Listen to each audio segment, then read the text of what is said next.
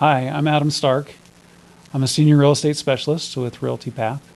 And today I wanted to talk about some of the things that you should be considering if you're a buyer or seller that are associated with the costs to buy a new home or to sell your home.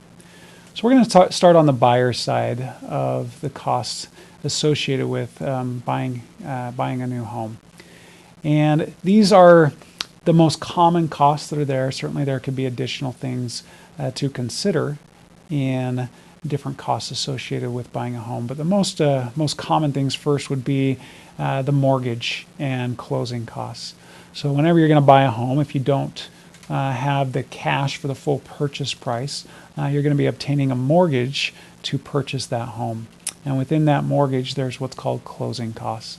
There's additional costs to obtain that mortgage. So the lender and those associated with the mortgage company are compensated for their time and efforts that are put into there, such as their different costs for the interest rates, their origination fees, additional costs for having an appraisal done, and those type of costs that would be associated with the mortgage.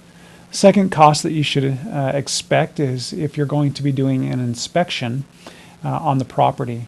I would recommend that it's important to have an inspection done so that you can make sure that the home is in good condition. Certainly, the age of the home will determine what type of things will come up on the inspection, but for a couple $100, you're going to be able to know if there's any major problems that you should be addressing or walking away from that home. Typical inspection costs are somewhere between $300 and $400, and you can add on additional testing to be done, such as meth or mold type tests as well. The third thing to consider in costs for buying a home is the moving costs. The cost it's going to be to pack up your belongings, to either hire help or hire a moving company to come in and move those belongings.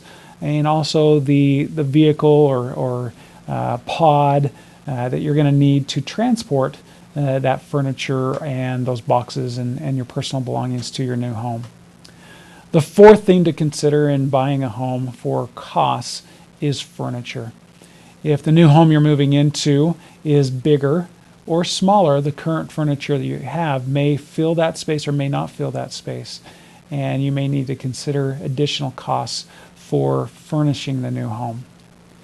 Let's move over to the sales side of the costs associated with selling a home and the things to be aware of with those costs. So the first thing that we should consider in the seller's costs are the repair costs. With the repair costs, those are things that you need to have taken care of before the home gets listed so that it is in the best condition possible, so that when somebody comes into the home, they know that things are taken care of. And it's so important to have the home in the best quality, best situation as possible so you can get top dollar. The second thing to consider in costs associated with selling your home is the commission costs and working with a qualified professional.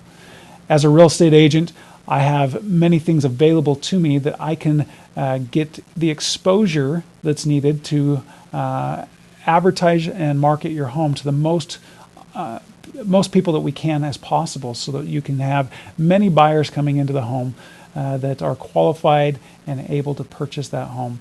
And paying for a qualified professional is an important part of that, as well as part of that commission is shared with a buyer's agent on the other side for them to bring in a qualified buyer.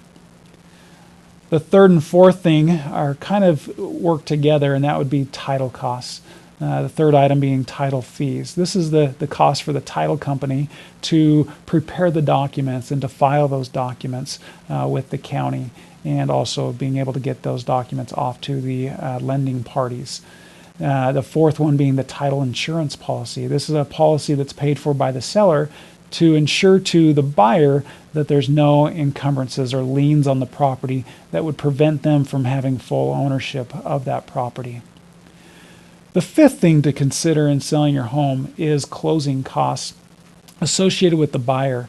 In some situations, it might make sense to pay for part of the costs for the buyer on their lending side so that they can qualify for the home. We generally see that in a home that is at a lower price point, that closing costs are sometimes hard for the buyer to come up with because they're trying to come up with a down payment and may not have enough to cover their closing costs with the lender.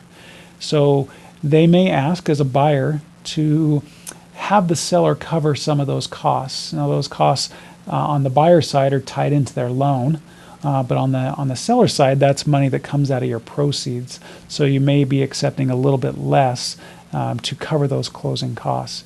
Those closing costs generally will be anywhere from no closing costs paid by the seller to anywhere up to 2 or 3% of the actual purchase price of the home. And then the sixth thing to consider in selling the home, much like on the buyer side, is still those moving costs and the cost to move into the new home that you're going to be moving into, or in with family, or into some type of assisted living community. So hopefully that helps you understand some of the basic and most common costs associated with buying or selling a home, and helping you prepare for something that might be unexpected as you get prepared to sell your home. Again, this is Adam Stark, a senior real estate specialist. I appreciate listening to this section of our program about the cost to buy and sell a home.